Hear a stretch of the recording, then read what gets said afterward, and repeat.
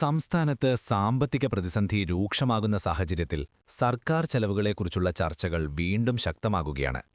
ഇതിനിടയിൽ മുഖ്യമന്ത്രി പിണറായി വിജയനും ചലച്ചിത്രതാരം മോഹൻലാലും ഒന്നിച്ചെത്തിയ കണ്ടും മിണ്ടിയും ഇരുവർ എന്ന അഭിമുഖത്തിനായി സർക്കാർ ഖജനാവിൽ നിന്ന് 11.21 ലക്ഷം രൂപ ചെലവഴിച്ചു എന്ന വിവരമാണ് ഇപ്പോൾ വിവാദങ്ങൾക്ക് വഴിവച്ചിരിക്കുന്നത്. സാമ്പത്തികമായി പ്രതിസന്ധി നേരിടുന്ന ഘട്ടത്തിൽ ഇത്തരത്തിലുള്ള ചെലവുകൾ ന്യായീകരിക്കാമോ എന്ന ചോദ്യമാണ് പൊതുസമൂഹത്തിൽ ഉയരുന്നത്. വിവരാവകാശ നിയമപ്രകാരം ലഭിച്ച രേഖകളിലൂടെ പുറത്തുവന്ന ഈ വിവരങ്ങൾ സർക്കാർ ചെലവുകളെക്കുറിച്ചുള്ള പരസ്യതയെക്കുറിച്ചും ഉത്തരവാദിത്വത്തെക്കുറിച്ചും പുതിയ ചർച്ചകൾക്ക് തുടക്കമിട്ടിരിക്കുകയാണ്. തിരുവല്ല സ്വദേശിയായ റിജോ വള്ളംകുലമാണ് ഈ വിവരങ്ങൾ പുറത്തുകൊണ്ടുവന്നത്. വാർത്താവിനിമയ വകുപ്പിന്റെ PRDയുടെ ഫണ്ട് ഉപയോഗിച്ചാണ് അഭിമുഖത്തിന്റെ നിർമ്മാണ ചെലവ് വഹിച്ചതെന്നാണ് രേഖകൾ വ്യക്തമാക്കുന്നത്. ഈ അഭിമുഖം സാധാരണ വിനോദപരമായൊരു പരിപാടി എന്നതിലുപരി സർക്കാരിന്റെ നേട്ടങ്ങളും മുഖ്യമന്ത്രിയുടെ രാഷ്ട്രീയ വ്യക്തിജീവിതവും അവതരിപ്പിക്കുന്ന ഒരു പ്രചാരണ പരിപാടിയായി വിലയിരുത്തപ്പെടുന്നു. ക്ലിഫ് ഹൗസിൽ 2 ദിവസങ്ങളിലായി ചിത്രീകരിച്ച ഈ പരിപാടി പ്രശസ്ത സംവിധായകൻ TK രാജീവ് കുമാറിന്റെ നേതൃത്വത്തിലാണ് ഒരുക്കിയത്. ചിത്രീകരണം, എഡിറ്റിംഗ്, സാങ്കേതിക സംവിധാനങ്ങൾ എന്നിവയ്ക്കായാണ് ഇത്രയും തുക ചെലവഴിച്ചതെന്ന് സർക്കാർ രേഖകൾ വ്യക്തമാക്കുന്നു. എന്നാൽ വിവാദമുയരുന്നത് പരിപാടിയുടെ ഉള്ളടക്കത്തേക്കാൾ അതിനു പിന്നിലുള്ള സാമ്പത്തിക വിനിയോഗത്തെ ചൊല്ലിയാണ്. വിലക്കയറ്റം, ക്ഷേമ പദ്ധതികളിലെ വൈകിപ്പ്, ശമ്പള പെൻഷൻ വിതരണം എന്നിവയിൽ നേരിടുന്ന ബുദ്ധിമുട്ടുകൾ എന്നിവയാൽ സാധാരണ ജനങ്ങൾ ഇതിനകം തന്നെ സമ്മർദ്ദത്തിലായിരിക്കുകയാണ്. ഇത്തരത്തിലുള്ള സാഹചര്യത്തിൽ സർക്കാരിന്റെ പ്രതിച്ഛായ മെച്ചപ്പെടുത്തുന്നതിനായി ലക്ഷങ്ങൾ ചിലവഴിക്കുന്നത് ധാർമ്മികമായി ശരിയാണോ എന്നതാണ് പ്രധാന വിമർശനം. സാധാരണയായി ഇത്തരത്തിലുള്ള അഭിമുഖങ്ങൾ സ്വകാര്യ ടെലിവിഷൻ ചാനലുകളാണ് നിർമ്മിക്കുന്നത്.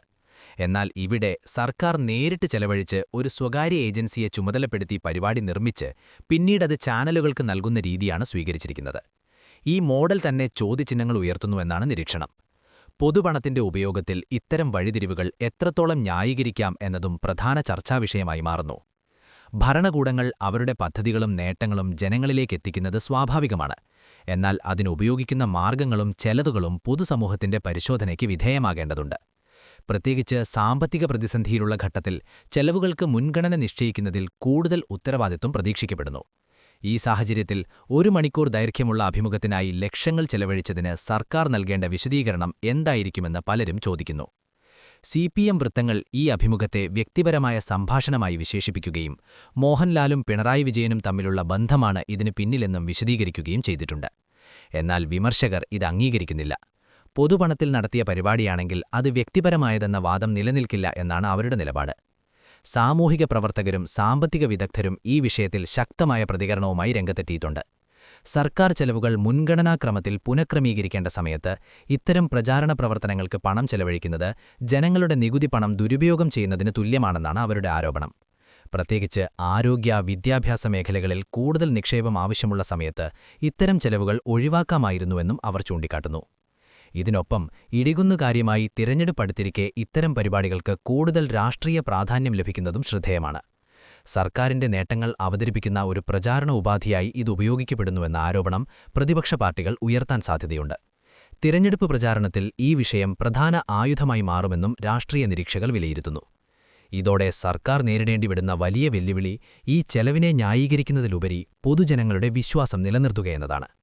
സാമ്പത്തിക പ്രതിസന്ധി നേരിടുന്ന സമയത്ത് ഓരോ ചെലവും സൂക്ഷ്മമായി വിലയിരുത്തപ്പെടുന്ന സാഹചര്യത്തിൽ ഇത്തരം വിവാദങ്ങൾ സർക്കാരിന്റെ പ്രതിച്ഛായയെ ബാധിക്കാനുള്ള സാധ്യത കൂടുതലാണ്.